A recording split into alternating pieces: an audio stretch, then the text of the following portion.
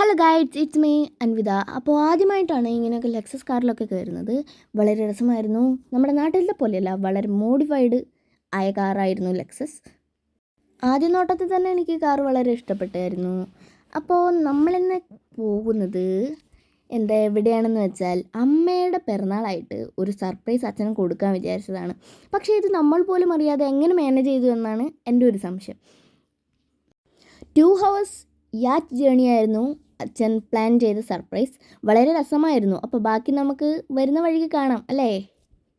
ഉന്നത്താന പാത്തുക്ക നാനിങ്ക കാതിരുകേ എന്നെഞ്ചേ ഇരുങ്ക ഉന്നപ്പാക്ക വാനത താണ്ടിയും വന്നു കാതല കാമി പെണ്ണ എൻ മൂച്ചവ പേ സൊല്ലു മഴകവൻ எனக்குள்ள கலக்குறை ஆக்சிஜன் அளவவன் யாரவன் ஊர் சொல்லும் ஸ்டார் அவன்தான் என்னவனா ஒரலையவ கலையவ அழகிய நிலவவ நிழலிலும் ஜொலிக்கிற நிரந்தர ஒலியவ சரியவ சரிப்பிக்கு அவந்தன சிறியவ അവന്താൻ കാരണ.